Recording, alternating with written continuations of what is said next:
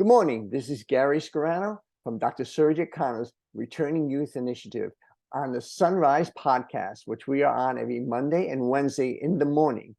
On the Sunrise podcast, we highlight either one of two things: organizations that are helping post-incarcerated, which the Returning Youth Initiative is doing by helping post-incarcerated and at-risk youth get back into society by providing them room and board, education, training, and the exciting opportunity for business ownership.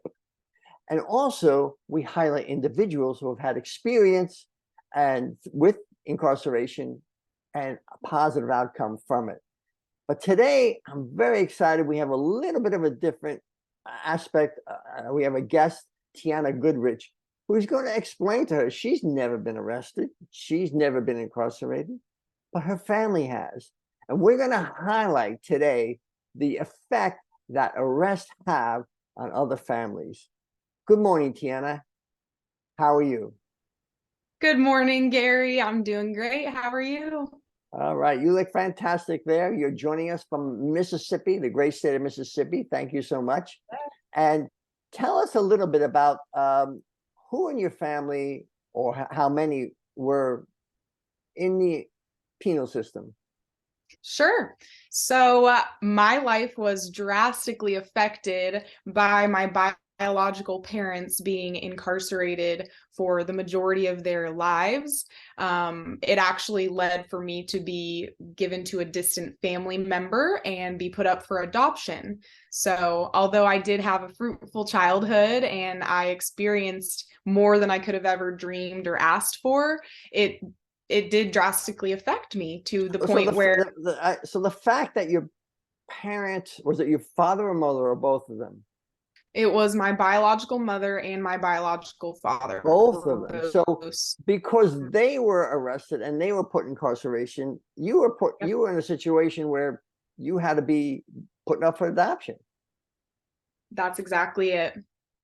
It also caused my half siblings who were older. I was the baby of the family. So that's why I had to get a whole new living situation. On the other hand, they had to kind of fend for themselves because they were 13, 14, about that age, where they didn't want to get put into the system. So they unfortunately followed after my birth parents' footsteps because that's the environment they grew up in. So I was thankful that I got a new role model to look up to. But if your initiative had been around, I'm sure that it would have helped some of my family members tremendously. So for how long you were given up for adoption, you went to a family, how long were you there for? I was raised there for until I was 18 in Georgia. So from 6 years old to 18, 12 years. My biological mother is deceased now, but my biological father, he actually was, I had communications with him from prison. He would call me. And so at first I didn't entertain the relationship because I had that negative thought that most people do. And I had that thought like, well, look what he did to me. I mean, I could be a bad egg just because of his actions that I had nothing to do with. But I came around and understood that people are people and you can't understand until you're in their shoes. So I actually did hear from his perspective when he was released for because he was too ill. So they released him. How old was he? How old were you when he was released? 22. Oh, wow. A long 23. 23, actually. So just 2 years ago. Wow. So you know the statistics. Those children whose parents are incarcerated have a much higher percentage chance of being incarcerated. What could you tell people that you lived through that help you not fall into that pattern? Sure.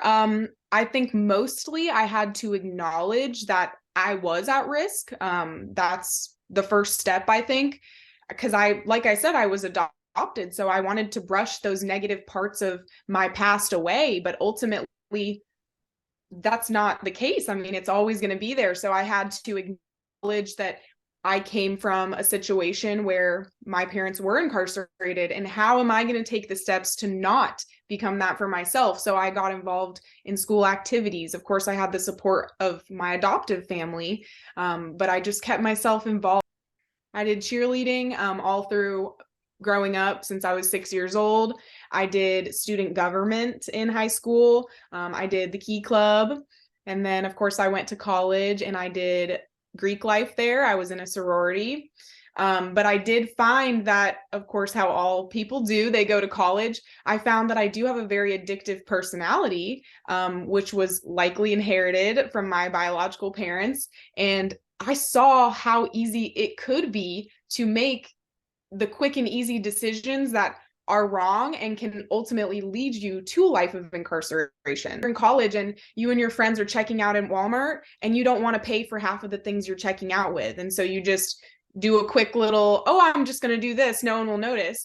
Well, actually, if you get caught, you're going to jail, depending on how much the items that you're trying to steal cost. And so it was those little scenarios as I continued to grow up and navigate life that put me where they were when they had to make some decisions. And I said, hey, I can't judge. I mean, just as easy, I could have been picked up for some of my silly, juvenile mistakes that I've made. So to close up here, what advice would you have for children who have parents who are incarcerated not to follow in their footsteps? Yeah, I think my biggest advice would be this life is what you make it. Just because you were born into a situation where you weren't dealt the best hand, if you will, your life is what you make it. So you can choose to be good and do good upon others, and that will come back and reap benefits for your life at the end as well. Thank you, Tiana. Choose good. It sounds so simple, but it's not always so easy. At least Tiana did choose to do good. We have to credit her adoptive parents who were very good to her and helped her out. And that's always a great thing. But it's a serious issue when both parents are incarcerated. Please join us every Monday and Wednesday. And if you have an interesting story like Tiana did, and I think it's wonderful, please share this. Please join us at returningyouth.com or on our YouTube page at Returning Youth. Thank you, Tiana. Great story. We'll see you all Wednesday.